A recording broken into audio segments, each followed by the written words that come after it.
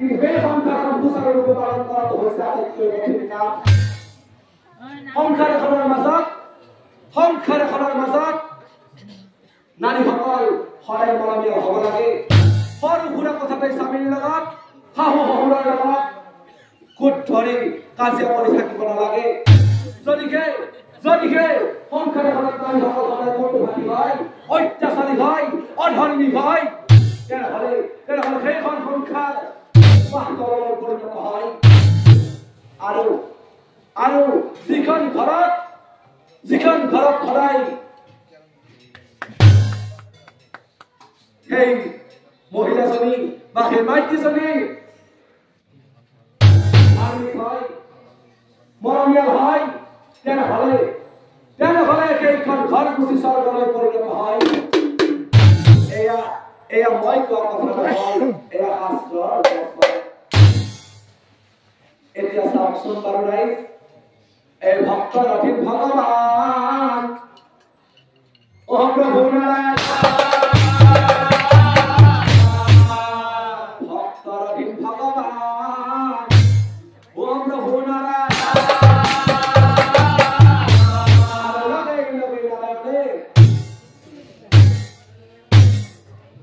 শংখ চক্ৰ গদা পদ্ম চতুৰ্ভুজ ৰূপ অচতুৰ্ভুজাৰূপে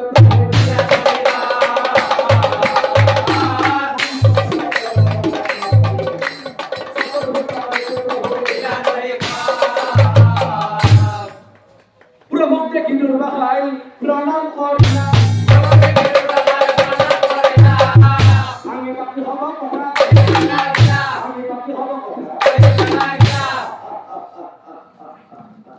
কথা শুনি নারায়ণে হাসিতে লাগিলা, হাহি নারায়ণে দুর্বাসার চাই কহিবে অ কর্ম দেখা শুনামণি খণ্ডন নাচা কর্মদোষে হরি তোমার তথাপিও শুনামণি বর তুমি যেহেতু তোমার ভাঞ্জার মুক্তির পথ বিচারে মুখে আলে বাকি আনিছা, মই তোমাক কব না তোমার ভাঞ্জা কণ্ডনে মধ্যবর্তী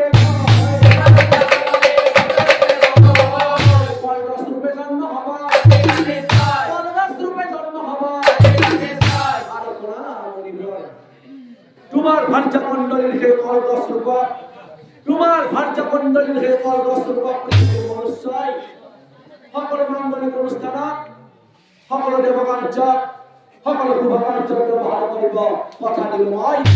মোৰ বাক্য কেতিয়াও মনিবৰ লংঘন নহয়, মোৰ বাক্য কেতিয়াও মনিবৰ লংঘন নহয়।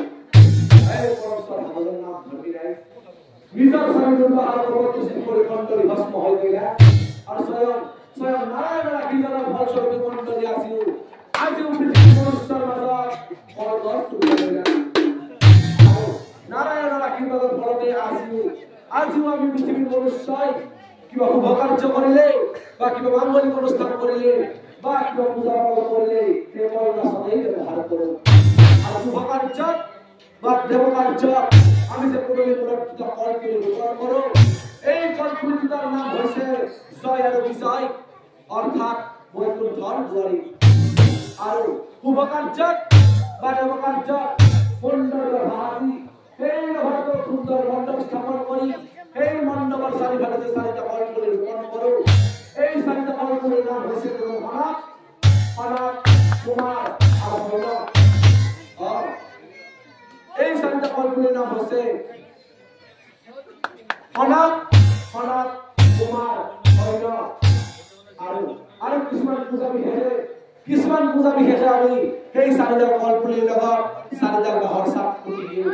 সেই চাপ চাৰিডালে বুজাই আমাৰ চাৰি জাতি ব্ৰাহ্মণ, ক্ষত্ৰিয়, শূদ্ৰ আৰু বৈশ্য। তোমাৰ